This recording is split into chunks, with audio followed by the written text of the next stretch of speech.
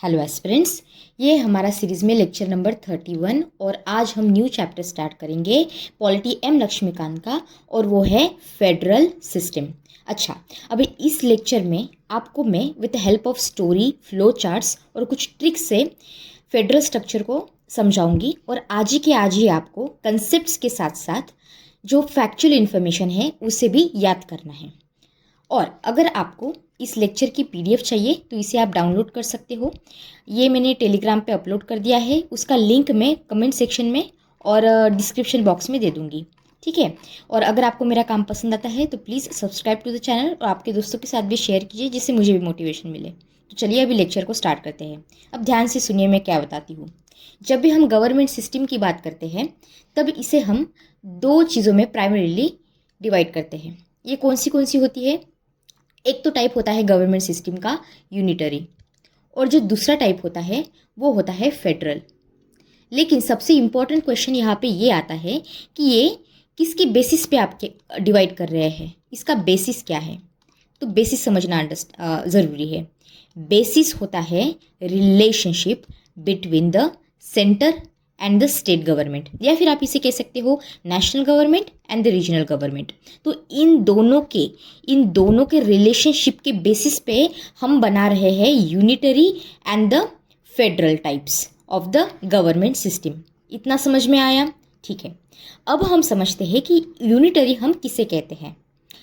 तो अगर सारी की सारी पावर ये वेस्टेड होती है नेशनल गवर्नमेंट में और जो रीजनल गवर्नमेंट होती है ये अगर एग्जिस्ट भी करती हो, ज़रूरी नहीं कि ये एग्जिस्ट करे, लेकिन अगर एग्जिस्ट भी करती हो तो अपनी जो ये अथॉरिटी होती है ये डिराइव करती है किससे?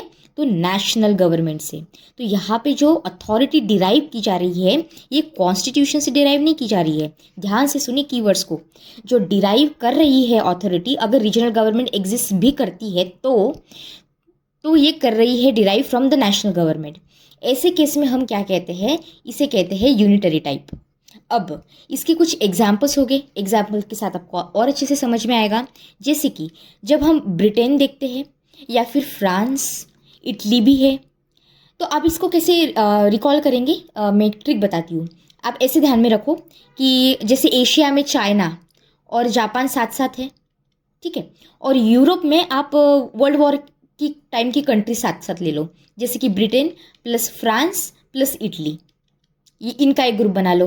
और फिर जो हमेशा सारी रैंकिंग में और जैसे नॉर्वे एंड स्वीडन है, ठीक है, नॉर्वे एंड स्वीडन हमेशा जब भी कोई रैंकिंग आती है तो हमेशा फर्स्ट नंबर पे होते हैं।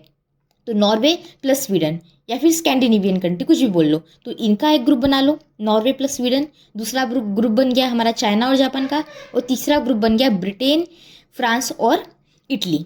तो ये कंट्रीज़ कौन सी है? ये ऐसी कंट्रीज़ है जहाँ पे यूनिटरी गवर्नमेंट है, ठीक है।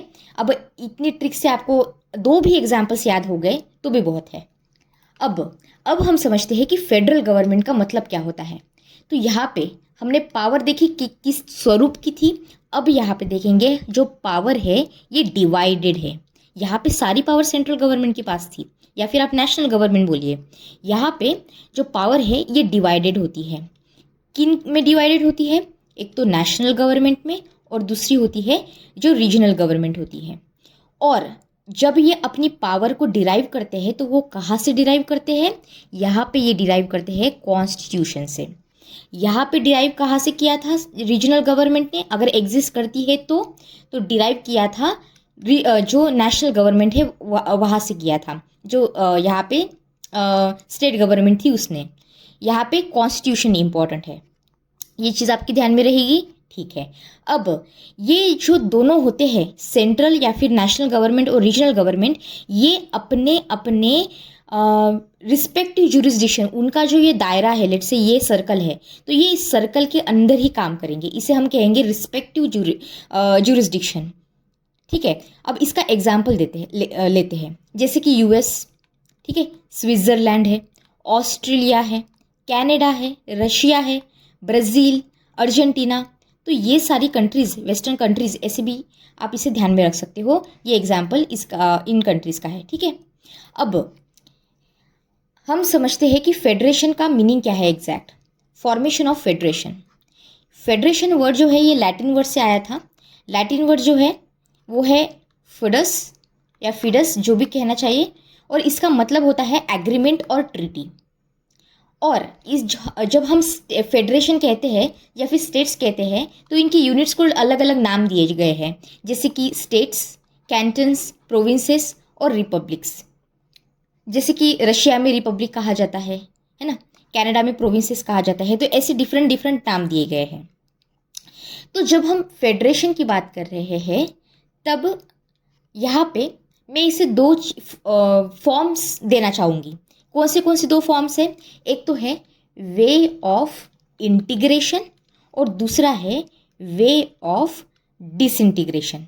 इसका मतलब क्या हुआ, ध्यान से सुनिए। अब वे ऑफ इंटीग्रेशन का मीनिंग ये हुआ कि कोई मिलिटरीली वीक बहुत सारे स्टेट्स थे, या फिर इकोनॉमिकली वीक और बैकवर्ड स्टेट्स थे जो खुद तो अपने आप में इंडिपेंडेंट थे, लेकिन इन्होंने ऐसा डिसाइड किया कि चलो हम मिलिटरीली और इकोनॉमिकली वीक है और हम बैकवर्ड है, तो साथ में आ जाते हैं और एक बड़ा सा यूनियन फॉर्म करते हैं। तो इसे हम कहते हैं द वे ऑफ इंटीग्रेशन। तो यहाँ पे क्या हुआ, यहाँ पे हुआ इंटीग्रेशन। और इसका एग्जाम्पल अगर मैं आपको दूँ तो ये एग्जाम्पल होगा United states of America. USA जो है ये पहला फर्स्ट प्लस ओल्डेस्ट फेडरेशन है जो 1787 में फॉर्म हुआ था, और ये इसका जो फाउंडेशन है ये आया था अमेरिकन रिवॉल्यूशन से, जो 1775 से 83 तक अप्रॉक्सीमेटली चला था। समझ में आया? तो यहाँ पे क्या स्टोरी थी कि ओरिजिनली वहाँ पे 13 कॉलोनीज थी, लेकिन फिर इवेंचुअली सब ने मिल के डिसाइड किया कि चलो साथ में आते हैं, और फिर अभी प्रेजेंट कंडीशन में आपको मिलेंगे total 50 states in United states of America. और ये क्यों किया गया? क्योंकि एफिशिएंट चीज़ें हो जाए, ठीक है, वो अपनी खुद की डेवलपमेंट कर सके। अब जब मैं आपको दूसरा वे समझाऊंगी तो वो है वे ऑफ डिसइंटीग्रेशन। तो वे ऑफ डिसइंटीग्रेशन का मीनिंग क्या हुआ? तो ये है कि लेट्स से कि कोई एक बड़ा ऑलरेडी बिग यूनिटरी स्टेट है, ठीक है, और ये क्या करता है, ये कन्वर्ट करता है इनटू फेडरेशन, और जो फेडरेशन इन्होंने क्रिएट किए हैं इसे ये ग्रांट करता है ऑटोनॉमी।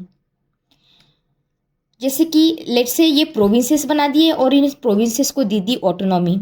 और ये क्यों कर रहे हैं? क्योंकि इनको करना है प्रमोट रीजनल इंटरेस्ट। अब इसका एग्जाम्पल देती हूँ।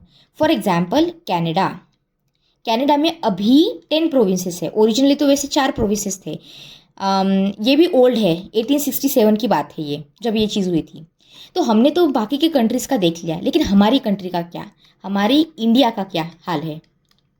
तो इंडिया में हमारे पास है फेडरल गवर्नमेंट, या फिर आप बोल सकते हो फेडरल सिस्टम। और हमने ये क्यों अडॉप्ट किया? तो इसके 2 मेन रीज़न देते हैं हमारे फोरफादर्स जिन्होंने कॉन्स्टिट्यूशन बनाया। पहला रीज़न तो वो ये देते हैं कि भाई हमारी जो कंट्री है वो बहुत ही लार्ज थी, है ना, और इस वजह से क्या था, बहुत सारी डाइवर्सिटी भी थी। दूसरा इसके साथ साथ रीज़न ये है कि socio cultural diversity, socio plus cultural diversity. तो जब लार्ज कंट्री की बात हुई तो यहाँ पे हमें करना था एफिशिएंट गवर्नेंस, और इसके साथ हमें नेशनल यूनिटी को भी क्या करना था, एड्रेस करना था। तो ये 2 रीज़न आपको ध्यान में रखने हैं, एक तो लार्ज साइज कंट्री की और दूसरी सोशो कल्चरल डाइवर्सिटी। याद रहेगी ये 2 चीज़ें, ठीक है। और इसके साथ साथ आपको और एक चीज़ ध्यान में रखनी है कि ये जो फेडरेशन वर्ड है ये कहीं पे भी हमारे कॉन्स्टिट्यूशन में मेंशन नहीं किया गया या फिर डिफाइन नहीं किया गया है, यूज़ भी नहीं किया गया है। इवन जब हम आर्टिकल 1 की बात करते हैं तो पता है आर्टिकल 1 क्या कहता है कॉन्स्टिट्यूशन का? India that is Bharat shall be the union of states. तो इस टर्म को ध्यान से सुनिए, क्या है ये? Union of states. Federation of states नहीं कहा गया है, यूनियन ऑफ स्टेट्स कहा गया है। तो रीज़न क्या है मेनली कि आप इन्हें यूनियन ऑफ स्टेट्स क्यों कह रहे हो, फेडरेशन ऑफ स्टेट क्यों नहीं कह रहे हो? क्योंकि पॉलिटी को तो आपने यहाँ पे बोला कि भाई हम तो फेडरल गवर्नमेंट है, हम तो फेडरल सिस्टम है। तो इसके 2 मेन रीजंस थे जो हमारे doctor B are Ambedkar ji ने दिए थे। पहला रीज़न ये दिया था कि भाई जब आप इंडियन फेडरेशन की बात कर रहे हो तो ये ऐसा नहीं है कि सारे जो स्टेट्स थे ये एक साथ आए और इन्होंने डिसाइड किया, एग्रीमेंट किया कि चलो हम क्या करते हैं, इंडिया बनाते हैं, तो यूनाइटेड स्टेट्स ऑफ इंडिया, ऐसा ऐसा कुछ नहीं है जैसे कि यूएसए है, यूनाइटेड स्टेट्स ऑफ अमेरिका है। समझ में आया? ये पहला रीज़न था। और दूसरा रीज़न क्या था? दूसरा रीज़न ये था कि स्टेट्स को कोई भी राइट नहीं है। किस चीज़ का राइट नहीं है? कि वो जो हमारा फेडरेशन है इसे छोड़ दे, सेसिट कर दे फेडरेशन से। इसका मतलब क्या हुआ कि हमारा जो फेडरेशन है, इंडिया का फेडरेशन, ये यूनियन है। क्यों यूनियन है? क्योंकि ये इनडिस्ट्रक्टिबल है, स्टेट्स इसे छोड़ के नहीं जा सकते। हालांकि जब हमारा इंडिया बना था इंडिपेंडेंट तो हमने डिवाइड किया था स्टेट्स को, क्योंकि वहाँ पे हमें ऑर्गेनाइजेशन की रीऑर्गेनाइजेशन किया था स्टेट्स का, क्योंकि डिमांड थी और हमें एफिशिएंट एडमिनिस्ट्रेशन को भी क्या करना था, इंश्योर करना था। तो ये मेन रीजंस आपको ध्यान में रखने हैं, ठीक है। तो इसलिए हमने प्रेफरेंस दिया यूनियन टर्म को। अब अगर हम इंडियन फेडरेशन को देखें तो इंडियन फेडरेशन ये कैनेडियन मॉडल पे बेस्ड है। तो अगर आपको यूपीएससी में प्रीलिम्स में क्वेश्चन आ जाए इन द स्टेटमेंट फॉर्मेट या फिर स्टेट पीसीएस में भी पूछ ले तो ये ध्यान में रखना कि इसका ओरिजिन, जब हम फेडरल सिस्टम की बात करते हैं तो ये कैनेडियन वाला है। और कैनेडियन मॉडल और अमेरिकन मॉडल में डिफरेंस क्या है? तो मेनली जो 3 चीज़ें हैं ये हमने हमारे कॉन्स्टिट्यूशन में अप्लाई किया है। सबसे पहला क्या है कि हम जो हमारा जो फॉर्मेशन है that is by the disintegration. Second, the term of the use of the term, हमने टर्म कौन सी यूज़ की है? यूनियन ऑफ स्टेट्स को यूज़ किया है हमने। समझ में आया? और तीसरा क्या है? तीसरा ये है कि हमारी जो है सेंट्रलाइजिंग टेंडेंसी है। देखो इंडिया में है डुअल पॉलिटी। डुअल पॉलिटी का मतलब क्या होता है? प्रीवियस लेक्चर्स में भी मैं आपको समझा चुकी हूँ। डुअल पॉलिटी मतलब होता है कि सेंट्रल गवर्नमेंट भी है और स्टेट गवर्नमेंट भी है, लेकिन ये होने के बावजूद जब ऐसे बहुत सारे इंस्टेंसेस आएंगे जो मैं अभी लेक्चर में आपको बताऊंगी, तब ये पता चलेगा कि भाई हमारा जो सेंटर है इट इज़ स्ट्रांग, थोड़ी सी सेंट्रलाइजिंग टेंडेंसी दिखती है। तो ये तीनों चीज़ें कनाडा से ली है ऐसे फॉर्मेट में, ये ध्यान में रखना, ठीक है। अब हम आगे बढ़ते हैं और देखते हैं कि फेडरल फीचर्स क्या है हमारे कॉन्स्टिट्यूशन के। सबसे पहला फीचर ये है कि हमारे पास है डुअल पॉलिटी। अभी अभी मैंने आपको बताया डुअल पॉलिटी का मतलब क्या हुआ कि हमारे पास गवर्नमेंट है यूनियन पे भी और सेंटर में भी, और जो यूनियन है ये सेंटर में काम करती है और जो स्टेट है ये पेरीफेरी में काम करती है, और अपने अपने दायरे के अंदर रह के अपने सॉवरेन पावर में ये काम करते हैं। इनको जो काम दिया गया है वो काम इनसे किया जाता है, ठीक है। दूसरा क्या है फीचर? दूसरा फीचर है कि रिटन कॉन्स्टिट्यूशन है। मतलब क्या हुआ कि भाई हमारा कॉन्स्टिट्यूशन इंडिया का रिटन है, लेंथीएस्ट है, और ये स्पेसिफाई करता है कि स्ट्रक्चर क्या रहेगा, ऑर्गेनाइजेशन क्या रहेगा, पावर कैसी रहेगी, फंक्शन कैसे रहेंगे, किस किस के बीच में, सेंटर और स्टेट के बीच में। इससे पता है क्या होता है? इससे हम अवॉइड करते हैं मिसअंडरस्टैंडिंग। इसके साथ साथ हम डिसएग्रीमेंट को भी अवॉइड करते हैं, क्योंकि सारी की सारी चीज़ें लिखी हुई तो है, तो डिसएग्रीमेंट की बात ही नहीं आती, कन्फ्यूजन मिसअंडरस्टैंडिंग की बात ही नहीं आती। समझ में आया? तो रिटन कॉन्स्टिट्यूशन। इसके बाद है division of powers. Division of power, अच्छा बहुत से बच्चे क्या करते हैं ना, सेपरेशन ऑफ पावर और डिवीजन ऑफ पावर में ना थोड़ी सी कंफ्यूज हो जाते हैं। तो डिवीजन से ऐसे ध्यान रखो कि हम ना लिस्ट को डिवाइड कर सकते हैं। लिस्ट को डिवाइड करते हैं ना हम, जब टू डू लिस्ट भी बनाते हैं तो डिवाइड करते हैं लिस्ट को, तो ऐसे ध्यान में रखो कि डिवीजन मतलब लिस्ट, और सेपरेशन ऑफ पावर मतलब क्या? सेपरेशन। लेजिस्लेचर, एग्जीक्यूटिव, जुडिशियरी, इनके पास सेपरेशन चाहिए भाई, दूर रहो हमसे, ऐसे ध्यान में रखना, ठीक है। तो separation of power and division of power. तो डिवीजन ऑफ पावर कैसे फीचर है? तो देखो हमारा जो कॉन्स्टिट्यूशन है ये डिवाइड करता है पावर, कॉन्स्टिट्यूशन डिवाइड कर रहा है यहाँ पे पावर को। कैसी power? Between centre and the state. कैसे कैसे? तो हमारे पास है यूनियन लिस्ट, फिर है स्टेट लिस्ट और है कॉन्करेंट लिस्ट, जो 7th शेड्यूल में आती है। ये जो शेड्यूल्स है ये मैं आपको याद करवाऊंगी with the help of tricks, लेकिन अभी के लिए ध्यान में रखो कि 7th शेड्यूल है और इसमें तीनों भी लिस्ट दी गई है। और जब जो रेसिड्यूरी पावर होती है ये दी जाती है सेंटर को, और अगर कॉन्करेंट लिस्ट में लेट्स से डिस्प्यूट हो जाता है दोनों के बीच में, सेंटर और स्टेट के बीच, तो जो हमारा सेंटर है ये ओवर पावर करेगा, ओवर रूल करेगा हमारे स्टेट को। लेकिन ये फीचर है डिवीजन ऑफ पावर। इसके बाद है सुप्रीमेसी ऑफ कॉन्स्टिट्यूशन। यहाँ पे जब हम यूनियन गवर्नमेंट की बात कर रहे थे तो जो नेशनल गवर्नमेंट थी उसकी सुप्रीमेसी थी, लेकिन यहाँ पे सुप्रीमेसी है हमारे कॉन्स्टिट्यूशन की।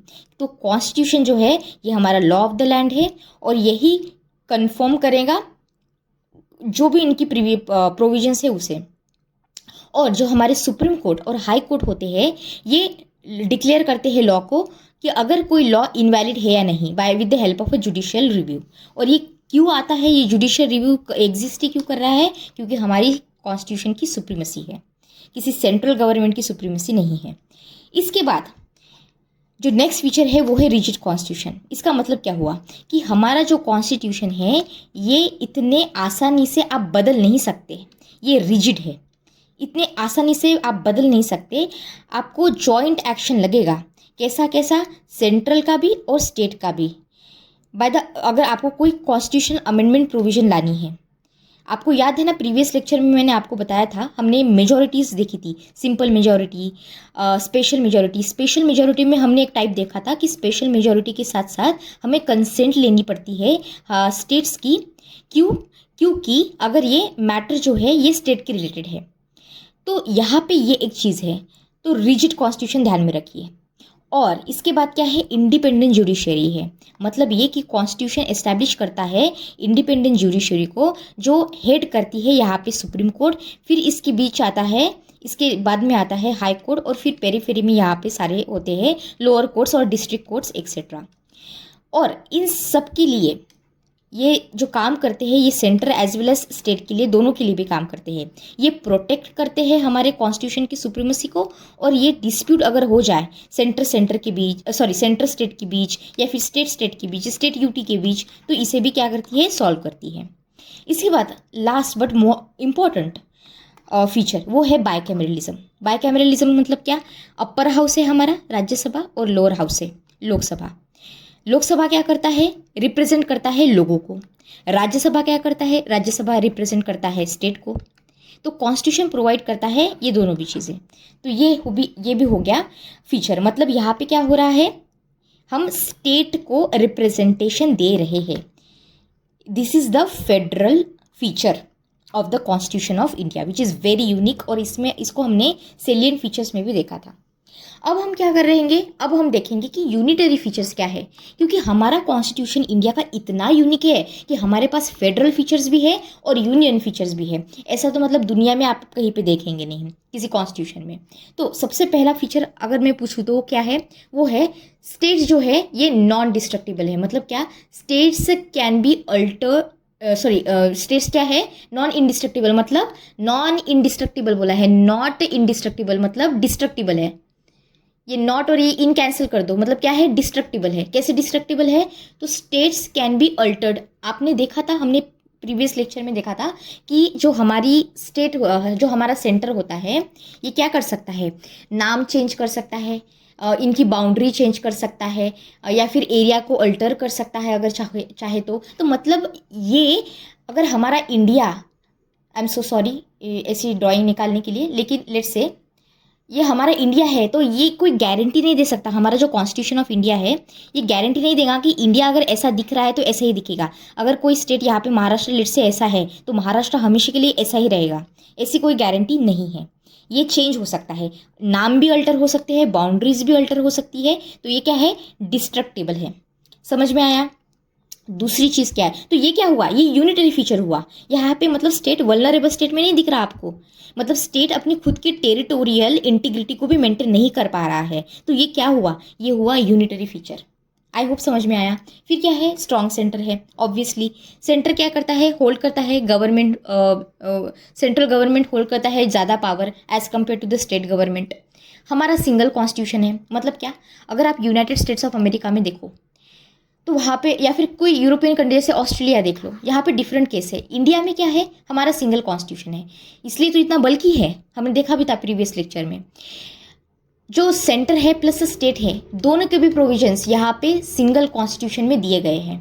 और फिर फ्लेक्सिबिलिटी ऑफ अमेंडमेंट है। जैसे क्या, कॉन्स्टिट्यूशन इजीली अमेंड भी किया जा सकता है, लेकिन यहाँ पे रिजिडिटी भी है, फ्लेक्सिबिलिटी है, सिंथेसिस है दोनों का भी। क्योंकि स्पेशल मेजॉरिटी है और सिंपल मेजॉरिटी है। समझ में आया? तो ये एक यूनिटरी फीचर हुआ। तो हमने अभी क्या क्या देखा? एक तो पहला हमारा जो स्ट्रॉन्ग सेंटर है वो देखा। इसके बाद और कौन से फीचर्स है? वो है इंटीग्रेटेड जुडिशरी, हम देख चुके हैं। यहाँ पे अगर सुप्रीम कोर्ट है, उसके नीचे हाई कोर्ट आएगा, उसके नीचे फिर डिस्ट्रिक्ट कोर्ट्स या फिर लोकल कोर्ट्स है, ये सारे आएंगे। लेकिन ये इंटीग्रेटेड होने की वजह से दोनों के दोनों भी क्या करेंगे? Centre as well as state के लिए काम करेंगे, दोनों के लिए भी काम कर रहे हैं। समझ में आया? तो इसका मतलब क्या हुआ कि there is a single machinery.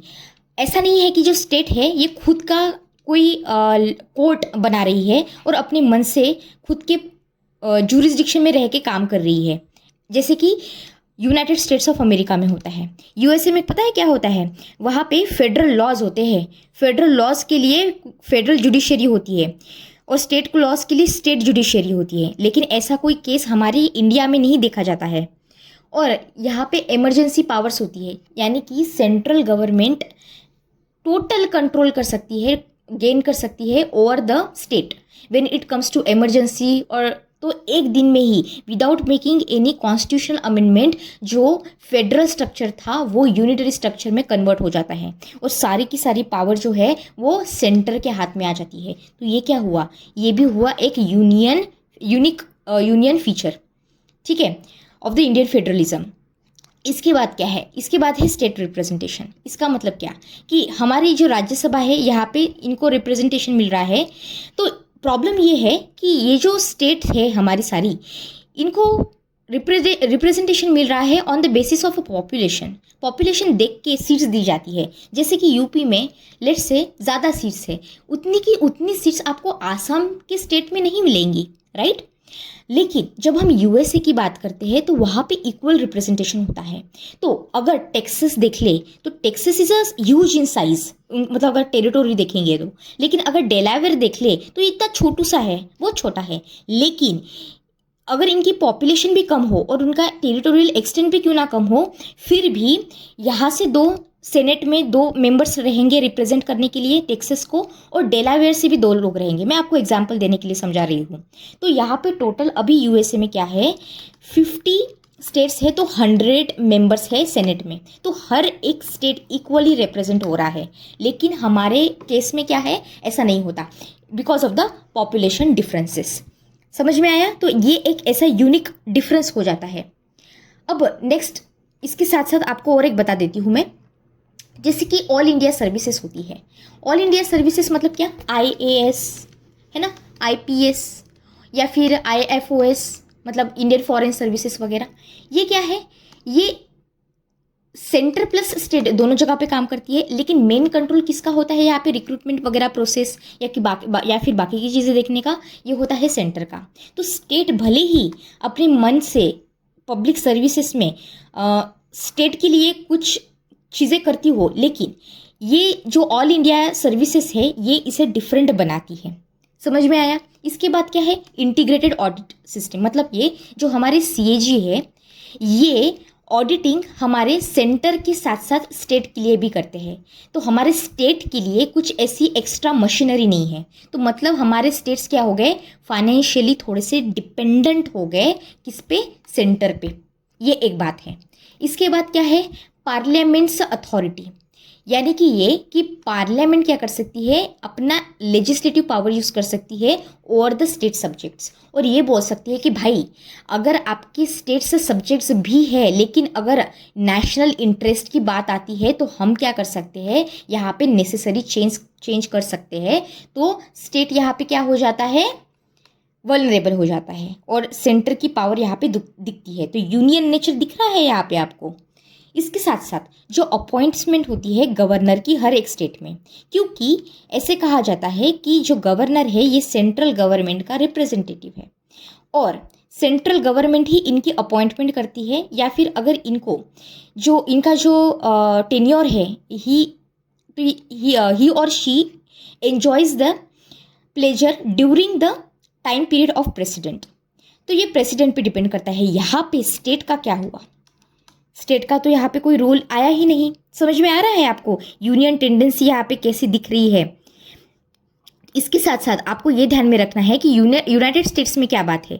United states में जो इलेक्टेड हेड होता है, ये स्टेट्स का इलेक्टेड हेड होता है, स्टेट का अपॉइंटमेंट ऑफ गवर्नमेंट में। कनाडा में अगर हम देखें तो कनाडा में भी वही बात है। ये लेकिन यहाँ पे क्या होता है, जो हमारे गवर्नर होते हैं ये अपॉइंट करते हैं इंडिया के केस में प्रेसिडेंट ऑफ इंडिया। और आपको मैं बता चुकी हूँ कि गवर्नर होल्ड करेंगे office during the pleasure of the president. ये तो चीज़ आपको बिल्कुल भूलनी नहीं है। इसके बाद है इंटीग्रेटेड इलेक्शन मशीनरी। हमारे जो इलेक्शन कमीशन होते हैं ये रिस्पॉन्सिबल है इलेक्शन होल्ड करने के लिए centre as well as state, दोनों के भी इलेक्शन होल्ड करते हैं ये। तो अगर यहाँ के जो मेंबर है इलेक्शन कमीशन में, जो मेंबर्स होते हैं, इनकी अगर आपको सिलेक्शन करना है या फिर इनको रिमूव करना है तो ये कौन करेंगे, ये करेंगे हमारे प्रेसिडेंट ऑफ इंडिया। और इसमें स्टेट कुछ भी नहीं बोलता। आपको समझ में आ रहा है फिर से यूनियन टेंडेंसी कैसे दिख रही है कि सेंटर कुछ बोल ही नहीं पा रहा है। यहाँ पे आप रिमूव करो, किसी मेंबर को ऐड कर लो, सिलेक्ट कर लो, तो सेंटर हैज़ नो से इन दैट। लेकिन इलेक्शन ये बॉडी दोनों का भी ले रही है, सेंटर का भी एज वेल एज स्टेट का भी। स्टेट यहाँ पे कुछ नहीं बोल सकता। समझ में आया, स्टेट हैज़ नो से इन दिस। तो यहाँ पे ये दिख गई यूनियन टेंडेंसी।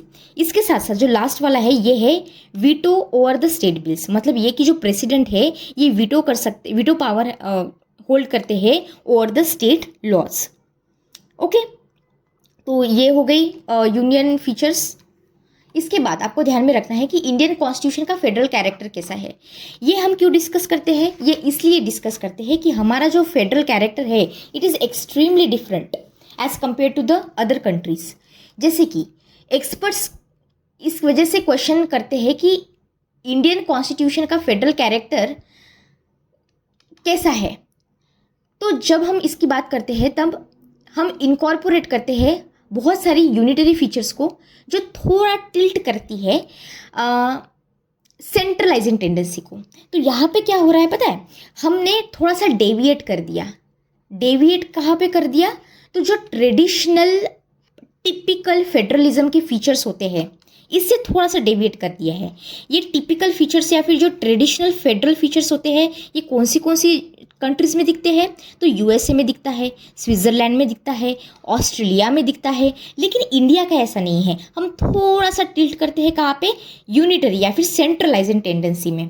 तो इस वजह से हमारे एक्सपर्ट्स क्या कर रहे हैं, क्वेश्चन कर रहे हैं कि भाई ये इंडिया का जो फेडरल कैरेक्टर है ये कैसा कैरेक्टर है, क्योंकि बाकी की कंट्रीज़ में तो नहीं दिखता है। इसलिए हमने इसको क्या कहा था, सेलियंट फीचर कहा था। अगर आपको याद हो, हमने प्रीवियस लेक्चर में देखा था इसे। तो फेडरलिज्म इन इंडिया कैसा है, तो सबसे पहले तो ये ध्यान में रखो कि कुछ एक्सपर्ट्स हैं जिन्होंने इसे डिफरेंट चीज़ों से नाम दिए हैं। लेकिन उससे पहले ये देखते हैं कि सेंट्रल फाइनेंशियल डोमिनेंस कैसा है। कि सेंट्रल फाइनेंशियल डोमिनेंस हाईलाइट करता है सिग्निफिकेंस ऑफ यूनिटरी कंट्रोल।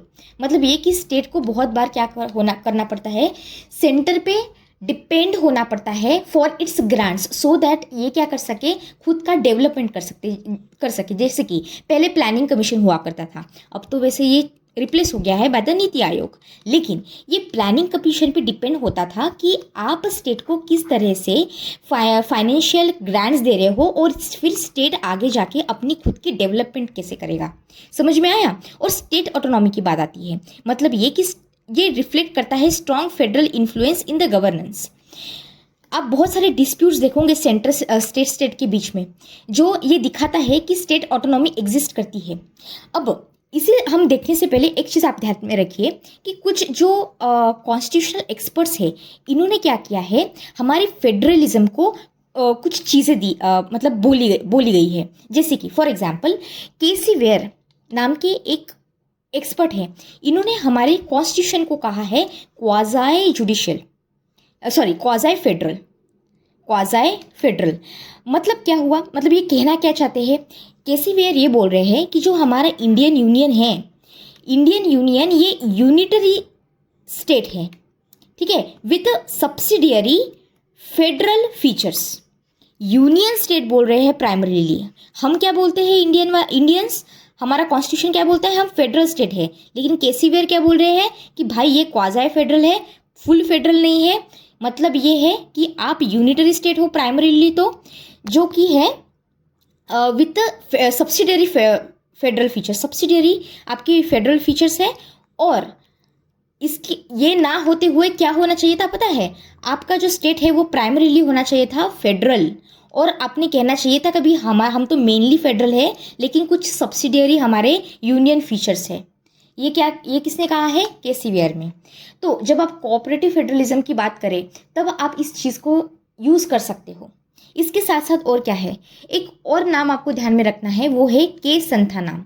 अब के संथानाम ने पता है क्या कहा, इन्होंने कहा कि भाई दो फैक्टर्स है किसके पीछे, जो ये इंडिया का यूनिटरी बायस आपको दिखता है ना, इसके पीछे मेनली दो रीज़न है। पहला रीज़न ये है जो सेंट्रल का डोमिनेंस है, ये फाइनेंशियल मैटर्स बहुत मैटर करता है यहाँ पे। फाइनेंशियल मैटर कैसे, क्योंकि स्टेट जो है ये डिपेंड करता है सेंट्रल ग्रांट्स पे, जैसे मैंने आपको ऊपर बताया था। और दूसरी चीज़ पता है क्या बोली इन्होंने ये कहा कि जो पावरफुल अर्स्टवाइल प्लानिंग कमीशन था, ये क्या करता था, ये डिसाइड करता था कि भाई हम कितना पैसा दें। अभी तो वैसे नीति आयोग ने इसे रिप्लेस कर दिया है। तो ये जो दोनों चीज़ें कही थी जो मैंने आपको यहाँ पे ऊपर समझाई है, ये किसने कही है, तो ये कही है के संथानाम ने। समझ में आया, ठीक है। अब काउंटर व्यू अगर हम देखें तो काउंटर व्यू भी बहुत सारे दिए हैं, जैसे कि पॉल एप्पलबाय नाम के एक व्यक्ति है। आपको इन सबको याद नहीं रखना है, लेकिन एक दो भी अगर एग्जाम्पल्स आपको याद रह गए तो भी इट्स वेल एंड गुड। जैसे कि पॉल एप्पलबाय है, ये क्या कहते हैं कि भाई ये एक्सट्रीमली फेडरल है, स्टेट होल्ड्स सिग्निफिकेंट ऑटोनॉमी, ये एक्सट्रीमली फेवरल है। मॉरिस जोन्स क्या कहते हैं कि स्टेट्स बार्गेन या फिर बार्गेनिंग फेडरलिज्म आप बोल दीजिए, बार्गेनिंग फेडरलिज्म का इन्होंने कीवर्ड भी दिया था। फिर हमारे आइवोर जेनिंग्स ये क्या कहते हैं कि भाई फेडरल है, ये क्या कहते हैं कि भाई फेडरल है लेकिन आपके पास जो है स्ट्रॉन्ग सेंट्रलाइजिंग टेंडेंसी दिखती है। उसके बाद अलेक्जेंड्रोविच ये क्या कहते हैं, ये कहते हैं, इन्होंने एक यूज़ भी किया था वर्ड जिसे कहा गया था सुई जेनेसिस। आई एम सॉरी अगर मैं इसको रॉन्ग प्रोनाउंस कर रही हूँ। इसका मतलब क्या है कि ये जो इंडिया का फेडरल सिस्टम है ये यूनिक है इन इट्स कैरेक्टर। समझ में आया। फिर सबसे इम्पॉर्टेंट अगर आप कुछ ना याद रखो लेकिन ये एक चीज़ ज़रूर याद रखना, वो है ग्रैंडवेल ऑस्टिन ने क्या कहा था। हमारे ग्रैंडवेल ऑस्टिन ने टर्म दी थी जो थी कोऑपरेटिव फेडरलिज्म। ये यूपीएससी का पास्ट ईयर क्वेश्चन भी है। कोऑपरेटिव फेडरलिज्म ये टर्म दिया गया है। और ग्रैंडवेल ऑस्टिन ने इसके साथ पता है क्या कहा है कि जो सेंट्रल है ये स्ट्रांग है, ये मैं एडमिट करता हूँ, लेकिन इसका मतलब ये बिल्कुल भी नहीं है कि स्टेट्स आर वीक। समझ में आया। तो स्टेट्स के पास चीज़ें हैं, ऑटोनॉमी है जिसके दायरे में रह के वो काम करती है। और आप ऐसी गलती से भी भूल मत करना समझने की ये कि स्टेट जो है ये कोई एजेंसी की जैसे काम कर रही है और या फिर अपेंडिज है किसे, हमारे सेंटर को। तो ऐसी चीज़ें आप मत करो। तो इन्होंने फाइनली ये बोला कि ये जो इंडिया का फेडरलिज्म है ये नए टाइप का न्यू काइंड का फेडरलिज्म है जो इंडिया के पिक्यूलियर विचित्र, ठीक है, पिक्यूलियर का मतलब क्या है, विचित्र, अजीब, पिक्यूलियर नीड्स को फुलफिल करता है। तो ये बात बोली गई थी। लेकिन इसके साथ साथ हमें क्या करना है, हमें और चीज़ें देखनी है। जैसे कि हमारे डॉक्टर बी आर अम्बेडकर की जब हम बात करते हैं, बी आर अम्बेडकर जी की, ये क्या कहते हैं कि जो कॉन्स्टिट्यूशन है ये फेडरल नेचर का है। क्यों है ये फेडरल नेचर का, क्यों है, क्योंकि हमने एस्टैब्लिश की है डुअल पॉलिटी मैं आपको बहुत बार बता चुकी हूँ। तो दूसरी चीज़ हमारे अम्बेडकर जी ने ये कही थी कि जो यूनियन है ये लीग नहीं है स्टेट्स का, जैसे कि यूनाइटेड स्टेट्स में है। मतलब स्टेट्स ऐसे आपस में साथ में नहीं आए थे और बोला नहीं था कि चलो यूनाइटेड स्टेट्स ऑफ इंडिया बनाते हैं। समझ में आया। तो जैसे कि यूएसए में हुआ था। तो states are not the agencies of the union, ये भी एक बात बोली गई थी हमारे बी आर अम्बेडकर जी ने। और इसके साथ इन्होंने ये कहा कि जो स्टेट और प्लस सेंटर दोनों के दोनों भी है, ये दोनों भी डिराइव करते हैं अपनी authority from the constitution of India. ऐसा नहीं है कि स्टेट अथॉरिटी डिराइव कर रहा है सेंटर से, ऐसी कोई बात नहीं है। इसके बाद जो कॉन्स्टिट्यूशन होता है ये फ्लेक्सिबल है हमारा इंडिया का कॉन्स्टिट्यूशन। तो ये अगर चाहे तो कंडीशन देख के, सर्कमस्टेंसेस देख के यूनिटरी भी बन सकता है या फिर फेडरल भी बन सकता है। तो ये यूनिक फीचर हुआ। और जब डॉक्टर अंबेडकर जी को सेंट्रलाइजेशन के ऊपर क्रिटिसिज्म किया गया तो उसका जवाब देते हुए उन्होंने ये कहा कि देखो भाई, जब मैं डिवीजन ऑफ पावर की बात करता हूँ तो ये कॉन्स्टिट्यूशन डिसाइड कर रहा है, सेंटर नहीं बोल रहा है कि कैसे डिवीजन ऑफ पावर रहेगा। तो यहाँ पे कॉन्स्टिट्यूशन है जो डिवीजन ऑफ पावर को पहली बार तो ला रहा है। दूसरी बात ये है कि जो स्टेट्स है ये को इक्वल है when it comes to the legislation plus executive authority. तो यहाँ पे इंपॉर्टेंट वर्ड क्या है? को इक्वल। इसके साथ साथ जो हमारे सेंटर होती है ये अल्टर नहीं कर सकती। क्या अल्टर नहीं कर सकती? Division of power bye its own will. इसके लिए आपको एक तो कॉन्स्टिट्यूशन लगेगा या फिर जुडिशियरी रहेगी यहाँ पे प्रेजेंट। तो हम इसे क्या, अगर आप इसे सेंट्रलिज्म बोल रहे हो तो ये गलत बात है इस रीज़न की वजह से, ऐसा हमारे doctor B are Ambedkar ji ने बोला। लेकिन इसके बाद क्या हुआ कि यहाँ पे आई एक केस जो बहुत इंपॉर्टेंट केस है, इसे ध्यान से सुनिए आप। इसे हम कहते हैं बोमाई केस, जो हम प्रीवियस लेक्चर में भी इस पे बात कर चुके हैं। ये 1994 का था और इसमें शॉर्ट में क्या कहा इसके रिलेटेड इसे जल्दी से देख लेते हैं। इन्होंने पहले तो हेल्प किया किसे? फेडरलिज्म के वर्ड को, और बोला कि भाई ये फेडरलिज्म जो है ये बेसिक स्ट्रक्चर है हमारे कॉन्स्टिट्यूशन का। इसके साथ साथ कि हमारे पावर जो हमारी सेंटर है इसके पास ग्रेट पावर है। इसका मतलब ये नहीं है कि हमारे स्टेट्स जो है ये वीक है या फिर मियर अपेंडेजेस है हमारे सेंटर को। प्लस हमारी जो स्टेट है इनके पास इंडिपेंडेंट कॉन्स्टिट्यूशन एग्जिस्टेंस है। हमारे कॉन्स्टिट्यूशन में स्टेट को इंडिपेंडेंट एग्जिस्टेंस दिए गए हैं। तो ये सिर्फ मियर एजेंट्स या फिर सैटेलाइट्स नहीं है सेंटर के। समझ में आया? और इसके साथ साथ अगर हम स्टेट को देखें तो ये अपने दायरे में रह के, अपने जुरिस्डिक्शन में रह के सुप्रीम होते हैं, अपने अंदर काम करके ये सुप्रीम होते हैं।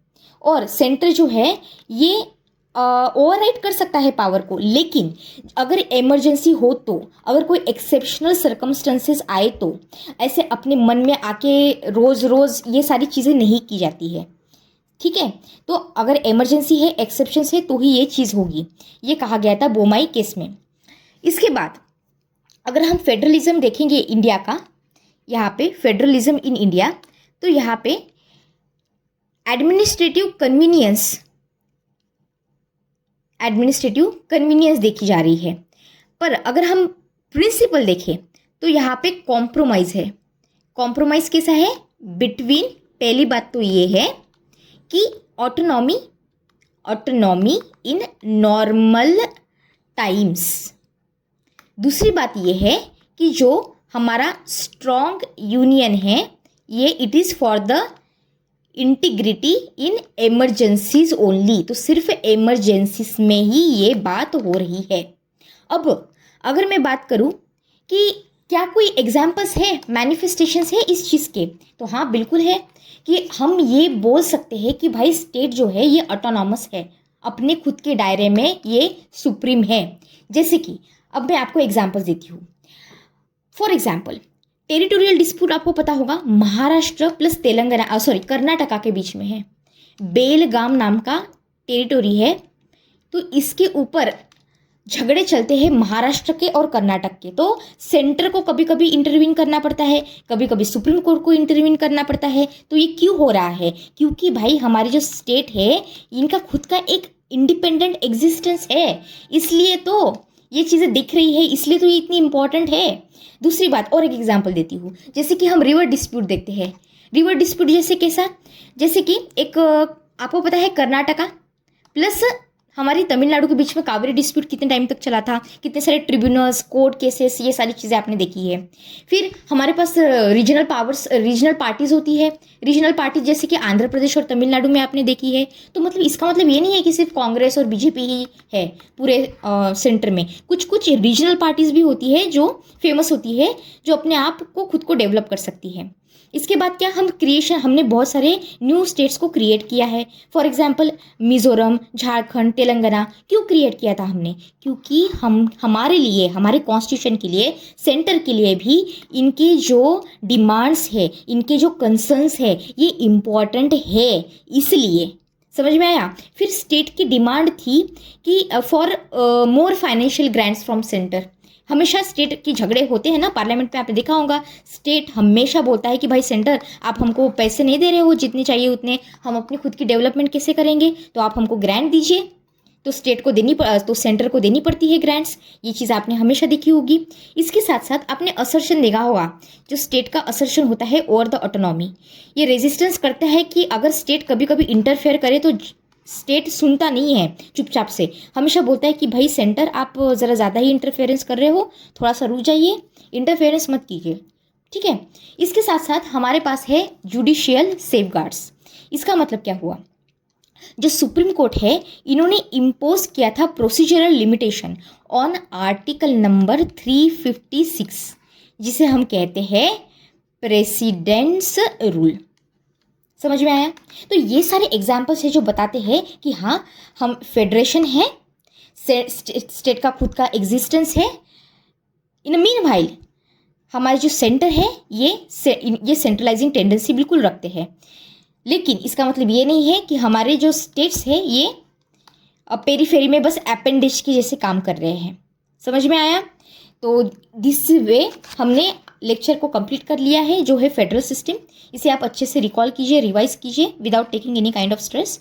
और अगर आपको मेरा काम पसंद आता है तो please subscribe to the channel and thank you so much. God bless you all.